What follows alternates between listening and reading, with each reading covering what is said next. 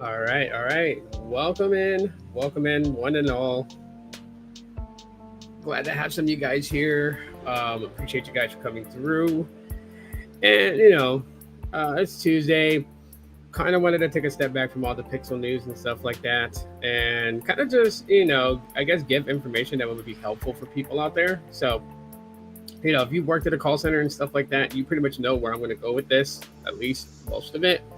If not, the purpose of this is to basically give people the upper hand to kind of understand how the whole call center thing works, right? Because we as customers have our expectations, but we don't see the behind the scenes or any of that stuff. And so this morning I dropped a short video.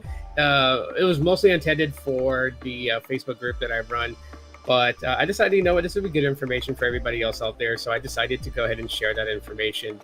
And then just out of that, I just figured I'll just do a podcast talking about it and just kind of giving a lot of detail without giving out insider information. So that's something you guys won't get. You won't get insider information for any of the companies that I work for. I won't give that information out, but I'll give you guys the generalization of just like what goes on and how things work.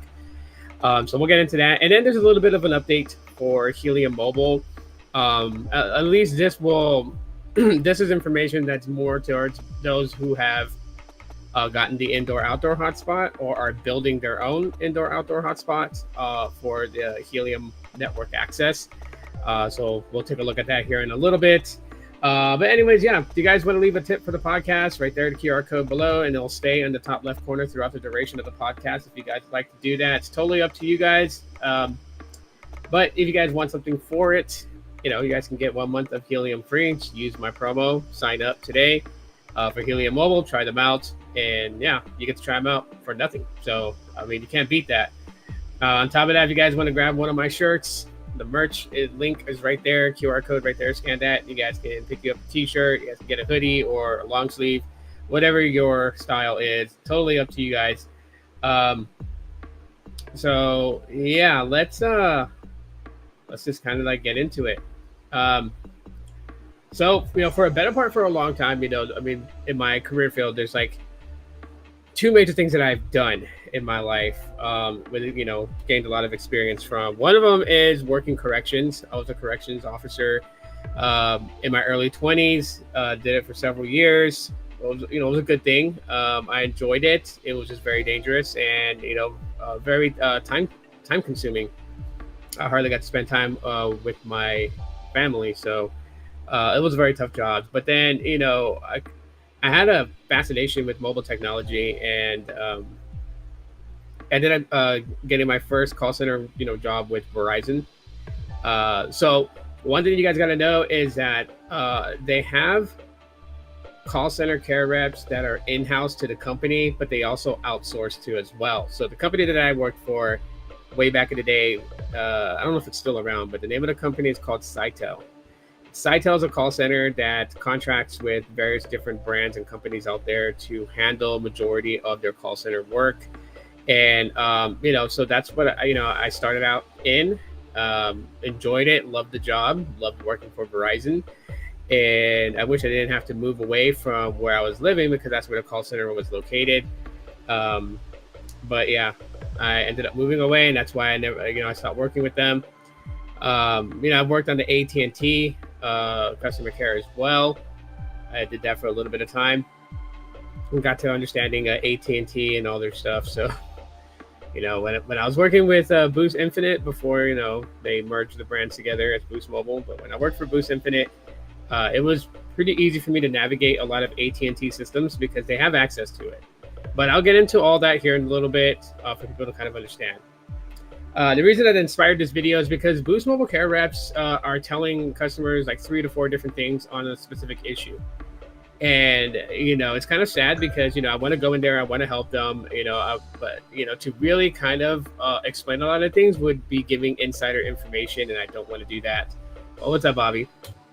So, that's one of the things that, I kind of worry about as far as that, is giving out insider information, you know what I mean? One of the things, that can happen, especially, like with call center reps or in-store reps and things like that, is when you put their name out on social media, you basically given the company somebody to kind of watch and look at, which could be good or bad. Could be good because if the care rep or if, the in-store rep is very good at their job and provides excellent service, then nothing to worry about, right? They're being watched, and obviously the company is going to see that they're a rising star that helps their brand.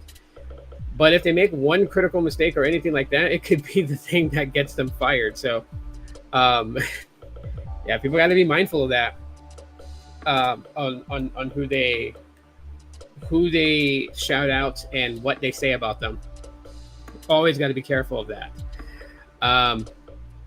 But there's this thing, right? So like customer expectations of call center reps that they talk to on the phone or chat with nowadays that chat's become popular. I mean, the expectations is just like they can just fix anything. Like, why are you mumbling, stumbling? Why are you, being so negative about it? Just fix my phone. That's all I want. Fix my service. Snap your fingers and make my service work. That's the common expectations that customers have towards call center reps. Okay. What you guys don't see is the insides in the different departments that handle specific things. They have a front level care rep who handles majority of the general questions and the what I call the entry level stuff, right? Explaining a phone bill, explaining what a charge is, accepting payment over the phone. Those types of things are pretty much basic. You have a senior level of that, which pretty much handles that, plus has a little bit of additional more pull in the company, right? So they can troubleshoot SIM card SIM card failing activations, port fails. They can troubleshoot those things, right? And sometimes you have to be routed to the right person in order to get the job done. And people don't like being transferred because, especially back in the day, transfers were so atrocious. You had, like wait times. Most reps wouldn't stay on the call because, they have a quota. They have so many calls they have to take per day in order to be meeting expectations, or they could get fired. I don't think anyone ever stops to consider, a call center rep and, what metrics that rep is being graded on in order for them to be deemed, exceeding or meeting expectations, right? Call center reps get fired. They get fired all the time. It's just like any other job out there. People get fired for doing mistakes or for underperforming. Same thing here, So there are many different departments, many different reps that you may talk to, especially when it's a very, very huge and very big issue. The one people that you cannot talk to, and I want to say this off jump in the beginning of this podcast, the one person you will not talk to is back office. No company with call center reps has a transfer number to back office. And the reason why they do this is because the back office team, their main job is to look at very troubling issues that customers are facing and find a way to resolve them. And so they don't want them on the limited call. Like care reps some companies have a time limit on how long a care rep can be with you on the phone to be considered meeting expectations, right? When I worked for Sprint Retention, our call times had to be 15 minutes or less. Okay. They wanted us to be able to hear the customer out, assure the customer that we would fix the problem and find a solution to fix the problem, and then basically recap everything that we did on that call and close the call out before 15 minutes. Right. So the expectations of meeting the expectations of the company was literally for Sprint was 4 calls an hour. Crazy, right? But retention was so totally different because we didn't deal too much with general questions, right? You would get the Sprint care rep and you would tell them that, you can't browse the internet and be on the phone call at the same time and you want to port out.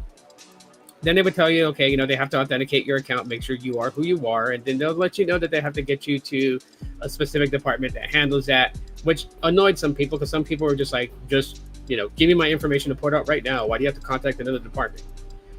Like I said, every company, there are things that certain customer care reps can do that others cannot do. And, they try to group it to where certain groups handle certain things. That way, if there's ever a huge mess up, they can really pinpoint it fast. If it was during giving out port out information and customers given the incorrect account number, incorrect transfer pin, Obviously, that that's the retention department. So you just focus right there on who was the person that provided that incorrect information, find the call, pull it up, listen to it, and find out if it was an honest mistake or if the rep actually did something really bad. What's up, Jeremy? Welcome in. So that's why they have different departments. It's really just to kind of help alleviate and resolve issues as quickly as possible, but not just fast, but also, thorough. That's why they do that. But there are different people that work these jobs. I understand that, especially like, when it comes to being like a care center rep for like Verizon, AT&T, or T-Mobile, or any of the prepaids or MVNOs out there. Like, I understand that people need jobs. So it's not going to be nerds applying for that job. It's not going to be the tech heads applying for those jobs. I mean, some will apply for it because obviously it's cakewalk for them. This stuff they already know about. So it's easy for them to really talk to customers and explain things over the phone. Whereas other people came from like, a Wendy's. They came from, house care. They came from nursing. I've seen different people that had, come from all walks of life and jobs, end up in a call center working there, trying it out. So what I'm trying to go with this is that a lot of care reps are not going to be knowledgeable with mobile technology. And I get that, some people will be, some people will like it. Some people don't. They don't care. They just want to make a 9-to-5 check and go home at the end of the day. So, like, I know I was kind of reaching when I said that, I think that care reps should be knowledgeable in mobile tech. And I guess to kind of backpedal on that, I guess what I'm really saying is that companies should really make it to where the reps can be knowledgeable. So I'll take Boost Infinite, for example, because they were recently, the ones I worked with for a little bit of time. Anyways, so every company like Boost Infinite, right? Verizon has one, AT&T, T-Mobile, they all have something like this. It may not be called the same thing, but they all have something like this. And it's basically a knowledge-based system that will give them every bit of information in detail on the company, right? So it'll give them the latest information on the new plans they offer to customers, as well as grandfathered plans, right? So if you're not familiar with the plan that was offered to a customer 7 years ago, you'll be able to find that information. They all have a knowledge base, intranet encyclopedia is what it's called. And, in that, some companies have it, some don't. I honestly feel like that some companies should compile. Okay, they don't have to like type out word for word to create a page in their, in their knowledge-based system, but they could link to credible sources of where to get information, right? So like if it's like a Motorola device, they can link to Motorola to research the device and gather all the specifications and find out if the phone's compatible with the network or not that the carrier is offering. I think they should have something like that in place and train, their care reps to be able to do that. Reason why I'm saying this is because like on the Boost Infinite page, I'm not gonna, say the person's name, but I read a post from somebody who's been a long time person on my group page and has been very, very, very good at as far as like answering questions or even, just talking with people that kind of help them find and resolve whatever issue they're facing. Even though I have to tell people, like once or twice a month that my group is not an official group owned by Dish Wireless or Boost Mobile. So no one there is going to be able to like pull up their account and start researching and trying to find a resolve.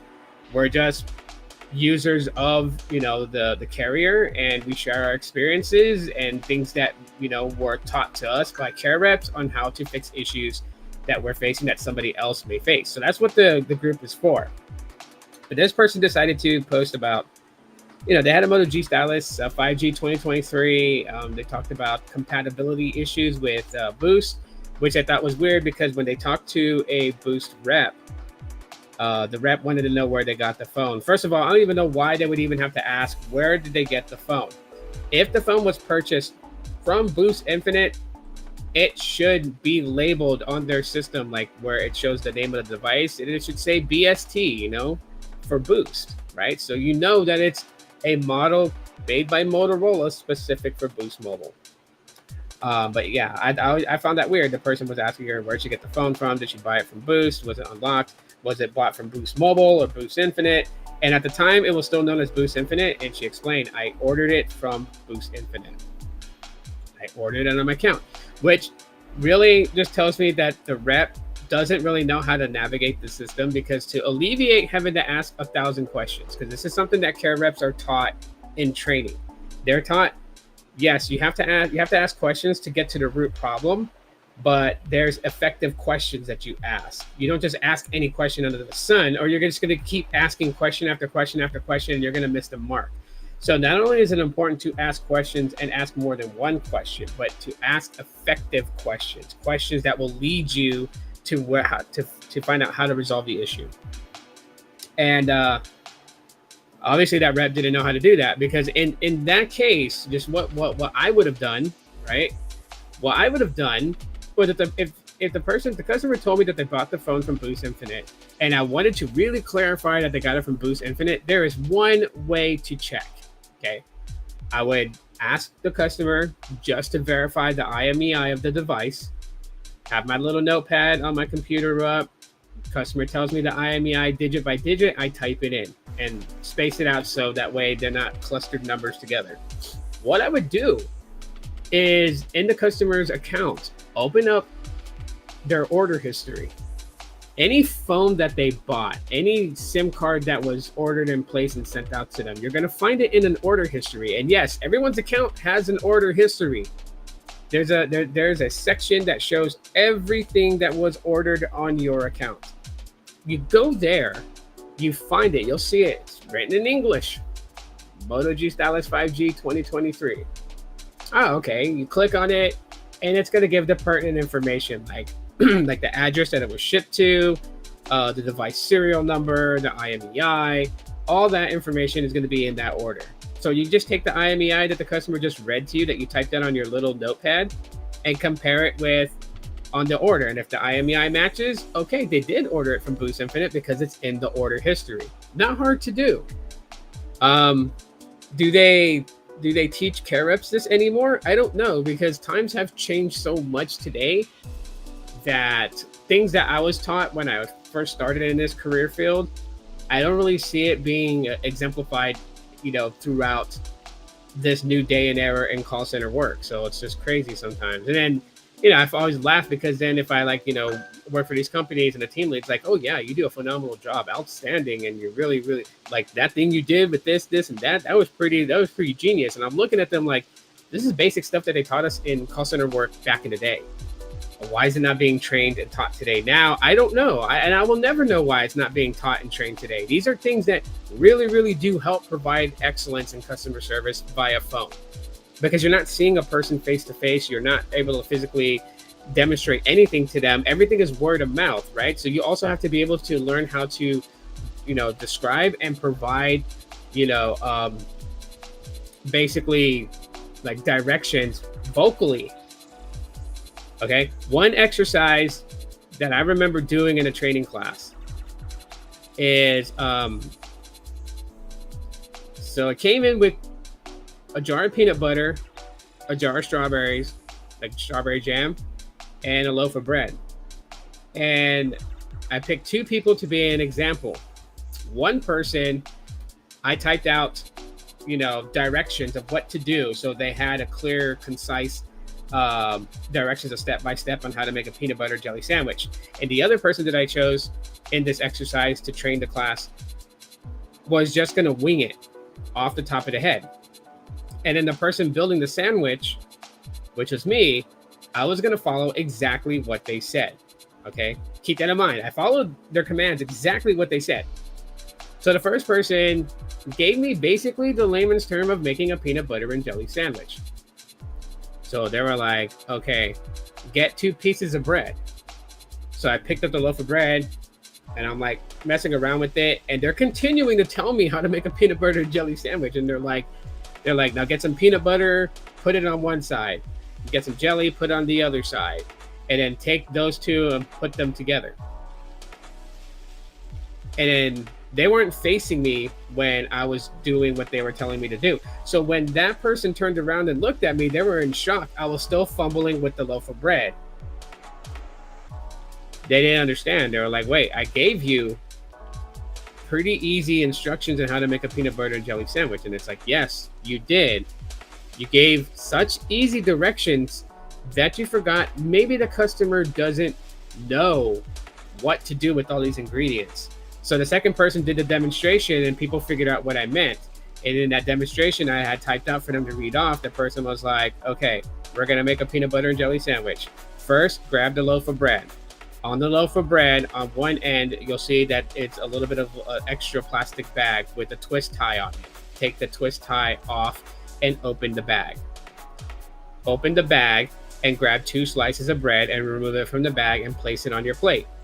And it continued on with detailed instructions like grab the first slice of bread, take the knife, put the bread in front of you, grab the jar of peanut butter, twist counterclockwise to open the peanut butter. So you see how descriptive it's becoming in explaining how to make a peanut butter and jelly sandwich, to the point because care reps have to understand that when they tell customers what to do, some customers won't even know where the sim tray is. Some customers won't even know what settings you're talking about. You could be like, yeah, open settings and then find system update and hit system update. But they could actually not be at the home screen and be in Facebook. So they're opening up Facebook settings. And then you get frustrated, care reps get frustrated with the customer because they're like, I don't see system update. And they think, oh, you don't see system update? Thinking in their head that, you're really dumb, and the customer's not dumb. The rep is dumb. Because the rep never said, hey, I'm going to get you to do a system update. What I want you to do is to go back to your home screen for me. Like, if they're like, I'm already at my home screen. Like, perfect. Okay, let's locate the settings app. Usually the app looks this color with like a space sprocket gear cog on the icon. Oh, I see it. It says settings right here. Yeah, okay, push it. You push it, and then, all right, you're at the main screen of your settings, and scroll all the way down to you see system. I see it. They click it. It's like, great. You should see something that says software update or system update. I see it. Click that for me. And then I'll tell them, like, click to check now. And then they're like, I got a system update. Okay, let's go ahead and install that. So care reps need to be more specific to customers. And so with that being said, when it comes to the whole mobile phone thing, they should include that in their knowledge base. They should include that in a way where reps have access to it. So they'll be able to tell you, like, compatibility. They'll be able to tell you all these kinds of things. They'll be able to know if it is compatible with the network as far as like the types of LTE bands and 5G bands that the phone is capable of. So you don't need to be mobile tech smart and have, off the top of your mind, every bit of knowledge on every smartphone there is out there. You don't need that. But I think that carriers should include something like that as a way for the care reps to find the answers. Because when you have a rep that tells you 3 different things, one says that it's not compatible and never was compatible with the network, and you're like, wait a minute, I bought it from you guys. How could it not be compatible? You guys sold it to me. Oh, are you sure we sold it to you? Or did you get it from Boost Mobile? Like, what does it matter? Boost Mobile, Boost Infinite, they both use AT&T, they both use T-Mobile, and they both use native dish. So where's the difference? So that's what I mean by that, Every rep is different. Some reps go above and beyond because they really like the job and they want to excel and grow in the company. Because trust me, care reps don't want to sit taking calls all the time. They want to advance. They want to become a team lead. They want to have their own team and be able to just be support for their team, as well as doing administrative work, like making sure that the team members are paid correctly on payday, and making sure that you're coaching them effectively and correctly, so that way they're advancing and growing in the company themselves.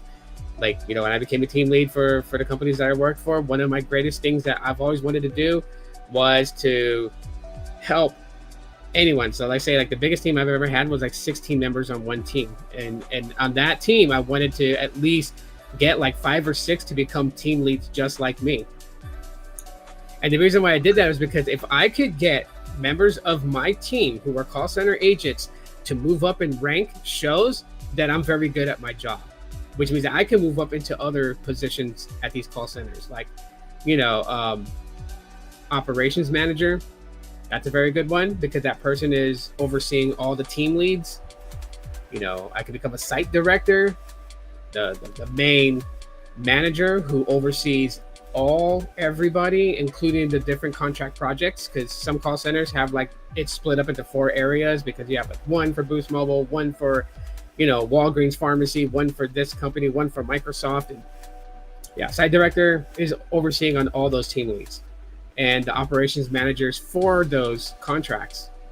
So like I wanted to move up into those things. So if I moved people up to becoming team leads, to expand, to make more teams, I knew for a fact that if they become team leads, it looks good on me that I'm able to, bring out the best in my teammates, because you're only as good as your team. It's the way I always ran and operated things. And I would always like get in trouble because I would fight against the system, because I'm like, yeah, you guys want me to fire a certain rep because they say things a certain way, but you give like no clear area for anyone to find this information. That rep would have to actually Google things on their own. And if they're not, like they don't know how to do that. Like if they don't know how to effectively word their search, then their search query on Google is going to bring back different results for things that may not even be pertinent information to the issue at hand. So, I think that carriers need to specifically have something in place when it comes to mobile phones, because that's one of the things that goes along with the 5G networks that they so love to talk about. You can't experience 5G without hardware, right? Without a mobile gateway device, and without smartphones, and without tablets, and without carrier network carrier compatible laptops. No one can experience 5G or LTE unless they have those devices. So they are an important part of a carrier. And I feel like that there should be things in place that give that information. But aside from that, if a device becomes incompatible because the phone manufacturer built the device a certain way that causes issues when you have it on your own network, they should disclose that to care reps and allow care reps to explain that to customers. I don't know about doing like, recalls and buybacks and all this other stuff. I mean, that's between the company and customer, but they should be able to provide that information. So I'm gonna give you guys the do's and don'ts when talking to a call center rep. Okay. These will help you in getting things done when you're talking to a care rep. Number 1 is don't scream at the care rep. Okay. And this goes vice versa. We always tell care reps, don't scream at a customer.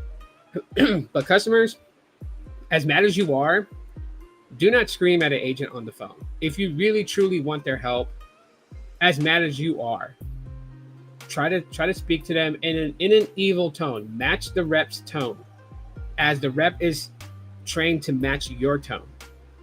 Okay. The reason why is because if you start screaming at them and saying, you know what, you guys fucked up, you're fucking stupid, you guys don't know what you're doing, get my fucking phone service fixed. The minute you start talking like that to a care rep, and the compassion that they have to wanting to help you flew out the fucking window. Now all they're going to do is what's expected of them to do for their job. They're not going to go above and beyond for you.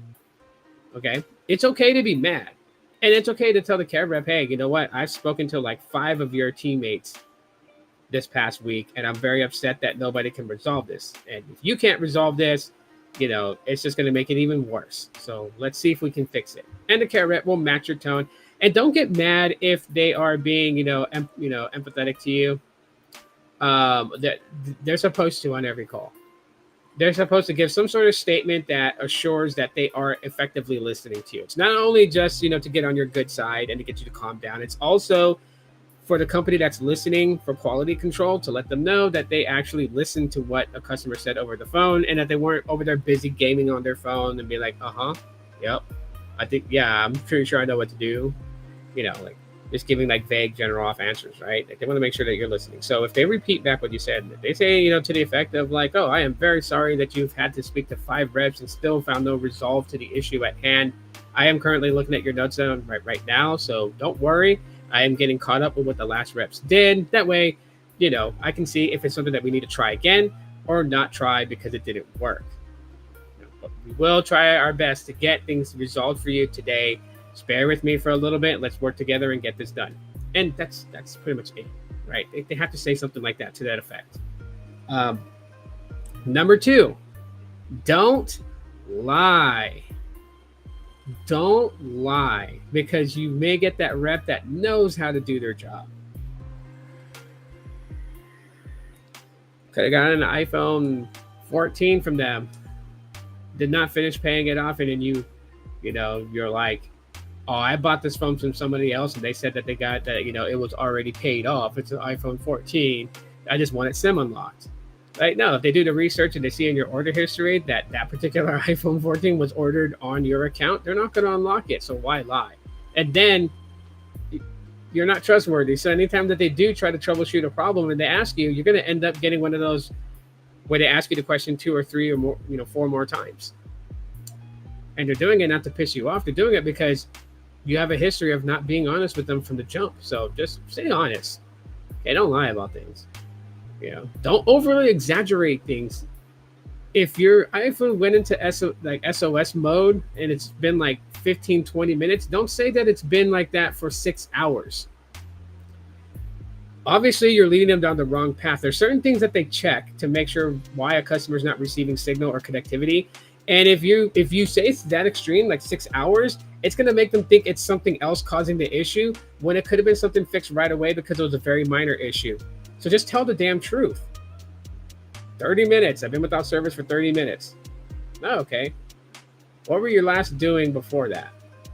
I mean, you don't have to be that descriptive, right? So if you were, if you're watching a spicy video, you don't have to describe what video you were watching. But you could just say, I was watching a video and the service stopped working. And you can give key things to let this person understand. Like, yeah, I was on one of those sites watching a video that's not YouTube. And as you say it like that, a rep will definitely catch on to what you're saying. So you don't have to describe the video.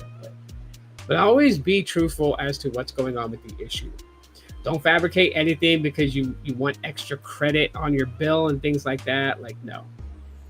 Because a rep and the support team and everybody else is not concerned about applying credits to your account. That's the last thing they want to think about. Because that could be worked out and talked about and resolved at the end once they fix your issue. Their main goal is to fix your issue. Their main goal is not to look at fixing your issue and calculating about how much credit should you receive on your bill. They're not doing that. So don't get to the money until the resolve is done.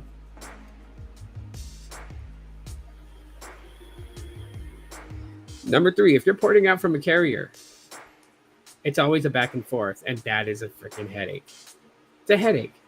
Oh, it says here that that's the incorrect address, or that's the incorrect zip code, or that's the incorrect account number. And you call back your previous carrier and they're like, nope, I gave you the correct account number. Everything that I gave you is correct. You can save yourself time and trouble of bouncing back and forth between calls and having to do 3-way conference calls just by doing this simple trick. If you can access it from the app, write the information down, close out the app, go back into it, go into the transfer information, see if it matches identically to what you wrote down the first time. Transfer pins are good for like 7 days. So you won't get a different pin just because you went back in for the transfer information. Okay. Your account number doesn't change. It'll stay the same. Now, if you're doing it by phone and you call in by phone to get a care rep, when that care rep's like, okay, you know what, we're sorry to see you go, but if you want to give us another shot again, don't hesitate to give us a call and we'll get you set right back up. Here's your account number. Yada, yada, yada, yada, yada, yada, yada, yada, yada, yada. And then they're like, here's your transfer pin number. Yada, yada, yada. And you're like, cool. Okay. You hang up that call. It may seem like an inconvenience, but it saves you time if you do this. Call right back into customer care. Get that customer care back on the phone. Tell them you're trying to port out. Want your account number, your transfer pin. They connect you to the right rep that's going to help you get that information. And then that rep's going to be like, okay, are you ready for this? I see you called here earlier. Did you call in earlier? This is the only time that I would say it's acceptable to bullshit them. You could be like, I was in the middle of a call and it ended. Oh, okay. Well, let me get you the information. Here's your account number, blah, blah, blah, blah, blah. Here's your transfer pin, blah, blah, blah, blah, blah. Now you compare the one you got from the first rep, the one you got from the second rep. If they're identical, they were honest. If a few digits were off, then the first one wasn't being honest. So confirm with the rep you have on the phone. The retention people can do some underhanded tricks. They can. Like, if the last 4 digits of your account number was 9831, they can, it's weird because they never do it in places that makes it harder to find out. they always tend to do it in the beginning of the account number or at the end of the account number with either the first 4 digits or the last 4 digits. But they're always like, okay, 9831 is their account number. I'm gonna tell them it's 9381. So you give out information to the new carrier, and they're like, oh, you can't port. It's saying account number's incorrect. Yeah, it's because 2 digits were switched around. But it's always that. Or same with the transfer pin. 2 digits either at the beginning or at the end are switched around. For some reason, they just, I don't know, it's habit that they do that.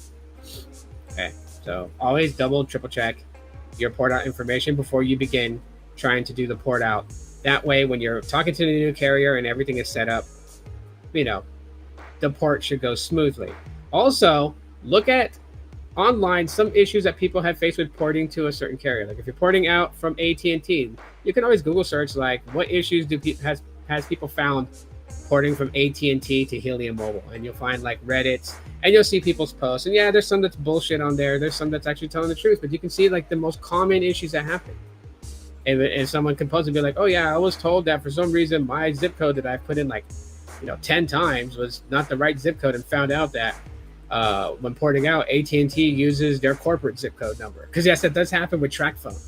Some TracFone customers will try to port out to like another carrier, and they'll put in the account number, transfer pin, and all that's correct. Billing address is incorrect, and they're like, no, that's my house. My house is XYZ 1234567 and Cherry Ashton Road. Zip code, 111111, and then they're like, oh no, I'm sorry, it's still saying that's incorrect. And it's incorrect because for TracFone lines, it's the corporate address for TracFone and zip code. Yeah, I know it's not the customer's address, but that's what TracFone uses.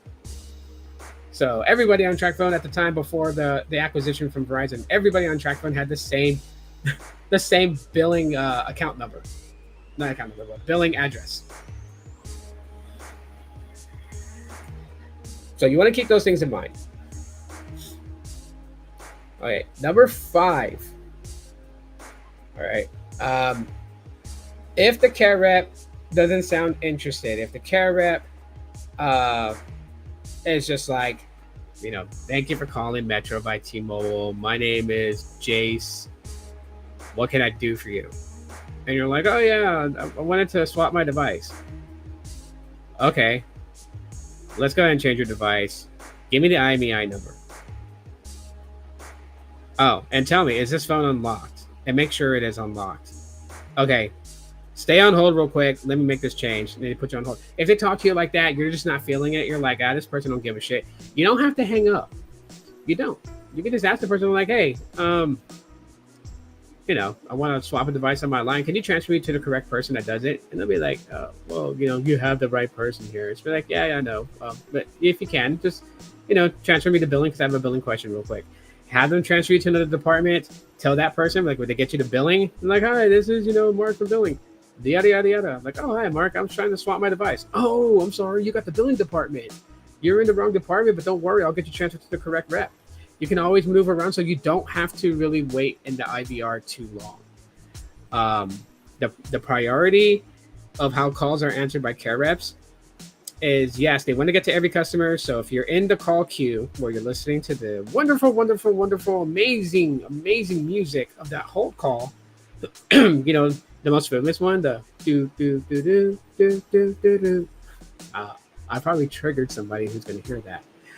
But if you're listening to that, and you just called in, yes, you're in queue to have your call taken. However, if there's like 10 people that's in the transfer queue that's waiting for a care rep to take the call, it's going to start prioritizing. So it's not going to cut everybody in line, but they're going to start shifting around. So like, if you were the next person to get answered, it may put a transfer person behind you. So the next rep will get you, and the following rep after that rep that becomes available will get the transfer line. And then it'll go to a waiting line, then a transfer line, waiting line, transfer line, until it's back to just waiting lines, not transfers. They do kind of do that. And it also depends on which department is transferring. So if it's like, if it's retention, and retention is transferring back to customer care or back to orders and sales, then that's going to prioritize over somebody who called in and is waiting to talk to a rep about buying a new phone.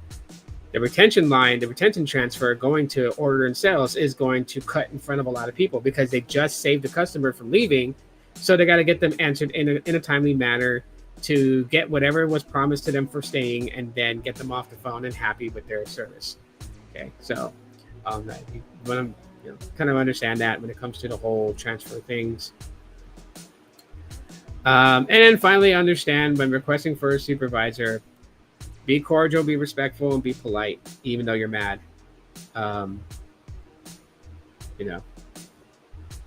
You just don't want the rep to hang up on you if you start yelling at them. If they tell you like, oh, my supervisor is busy right now, they want to know if you're willing to take a call back, and you're like, no, I don't want a fucking call back. Get his ass on the fucking phone right now. You talk to them like that, they'll be like, okay, just give me one moment. They're not going to want to go back to the manager because the manager already said like, hey, just ask them if they're willing to accept a call back because I'm really swamped with work right now. I'll get to them in like the next 45 minutes. And they don't want to go back to their manager. So what they do is they do like a fake hang up. They make, there's ways to trip the system that drops the call without them being seen on system that they hung up intentionally on the customer. The only way they catch these reps that do intentionally hang up on customers, what's up, Isaac, is when they notice on their call metrics that they have a lot of disconnects, a lot of hangups, and then they start to watch that rep closely and see, is there something wrong with their phone? Is there something wrong with the computer? Or are they intentionally hanging up on customers? And that's how they catch them. So yeah, you don't want to get hung up on. If the rep is like, the manager will give you a call back, but you don't want to take the call back, you just tell them politely, like, look, I might be busy in 45 minutes. I'm at work. I really need to speak to a supervisor right now. I'm more than happy to wait on the line, for like 20 minutes. If they can get to me in 20 minutes, fine. I'll wait online. You can put me on hold. You can check back in with me periodically, but I'll be here waiting. Let the manager know, like, hey, they didn't want to call back. They're waiting for you on the line. They said if you talk to them in 20 minutes, it's the most that they can wait. All right. So just always be cordial when asking for a supervisor. Don't cuss out, and definitely don't cuss out the supervisor when they get on the phone, because then you, like I said in the beginning, you will totally lose anyone from listening to you and wanting to help you. If there's any more, I'll put it in the comments later if there's any more tips that I can give anyone out there dealing with customer care reps over my phone and whatnot. Just because I definitely want people to just to be able to maneuver it and get things done and get things resolved. Let's switching up real quickly. We're gonna go ahead into Helium Mobile and an update on Helium Mobile. So this is mostly going to pertain to those who are interested in buying the Helium Mobile indoor or outdoor hotspots, as well as those who currently already have those hotspots deployed. And if those hotspots are deployed already, this is definitely for you. So it's kind of go. This was posted on August 15th, so it was posted last week. It was like 3 days before my birthday. The carrier offload beta. Okay. So before we get into that, does anyone have any questions about customer care reps that I can answer real quick before I continue on with this?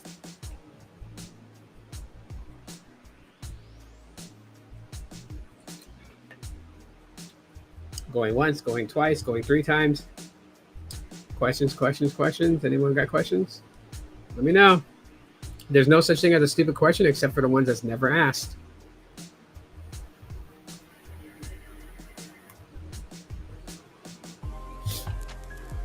Okay. Anyways, carrier offload beta. All right.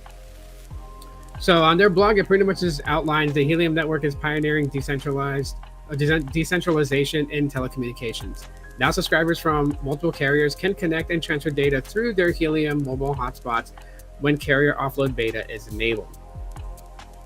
So this is just basically a bit of an update on what's going on. Now, if you guys didn't know, carrier offload is something that Helium Mobile is working with other providers. So initially with Helium Mobile customers can buy the outdoor and indoor hotspots. They can set them up at their homes or place of business. They can deploy them, and Helium Mobile customers can connect to them rather than T-Mobile's network for data and for connection.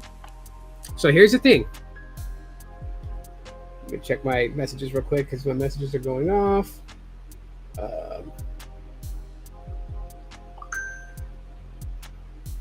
Oh, it's just mostly Clapper. Whoa, a lot of people are seeing my videos on Clapper. Cool.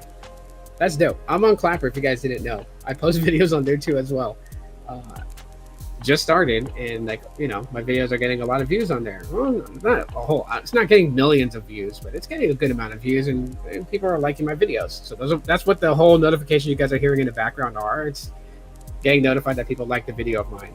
Anyways, so yeah, Helium Mobile, indoor-outdoor hotspots being used for Helium customers to offload, you know, carrier dependency. Well, Helium is taking that to the next level, as in beta right now, they are currently working, I think it's with Verizon who they're working with right now and testing in certain areas with Verizon, offloading carrier usage on Verizon's network. So Verizon customers, some of them may be connected to a Helium Mobile outdoor hotspot or an indoor hotspot inside buildings, which will offload the connection. And where does the connection come from? Well, I'll show you guys the hardware. So let's do the outdoor hotspot first. Okay, so this little thing right here, like as you see for an example, the apartment building, the guy has it mounted to the side wall. He's probably like on the, you know, 12th, 13th, or 14th, 15th floor, somewhere, you know, pretty high elevated.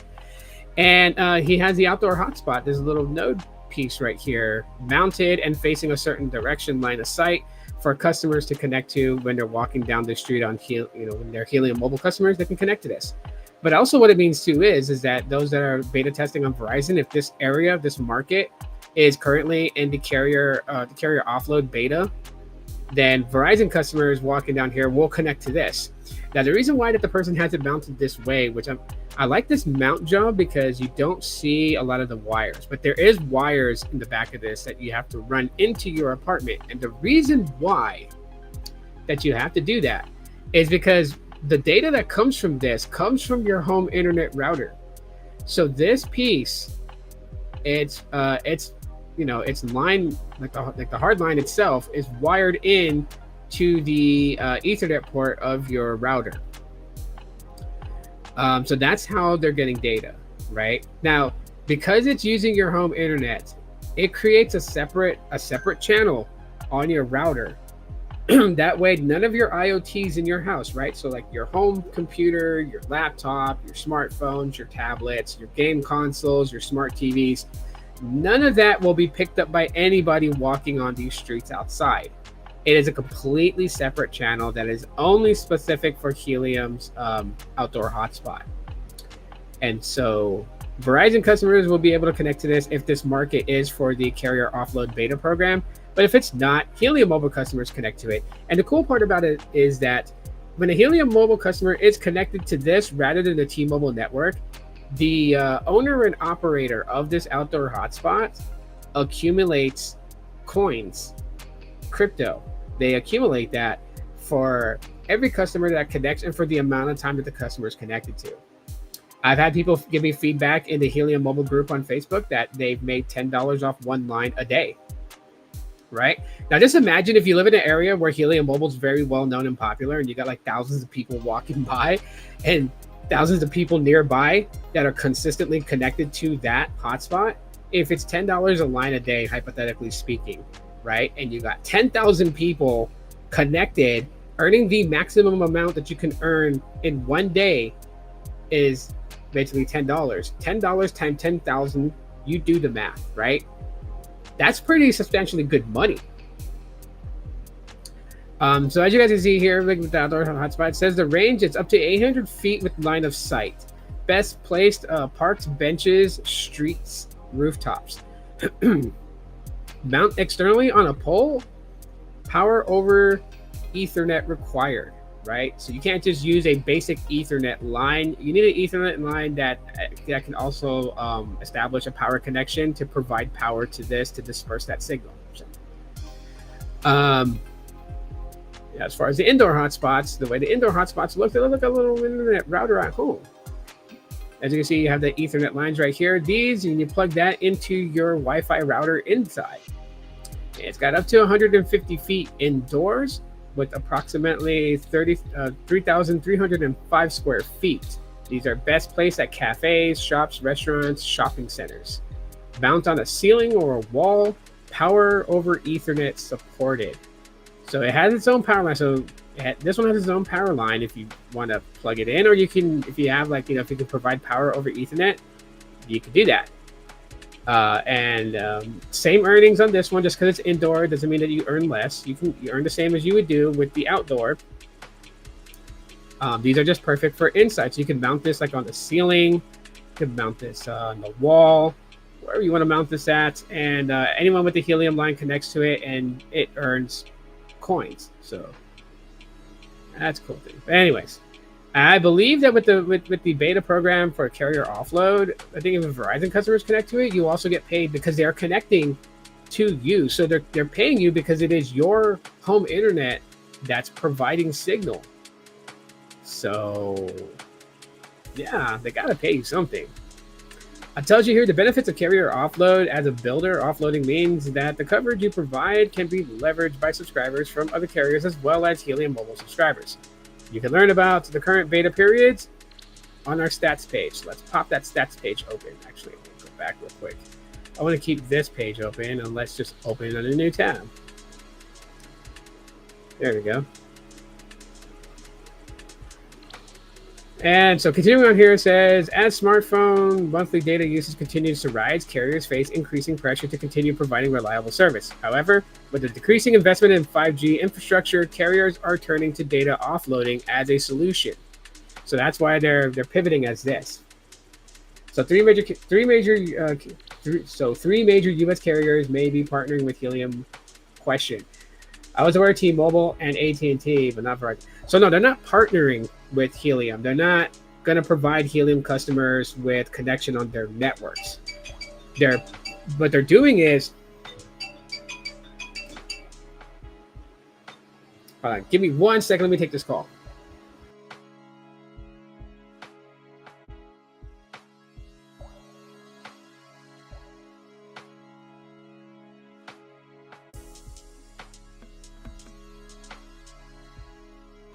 All right, quick call. But anyways, so what this is that Verizon customers, AT&T customers, T-Mobile customers, if they're in an area where a Helium hotspot is deployed, the usage of data can offload from their networks onto the Helium hotspots. That's what it means. So, yeah, that's how it would go.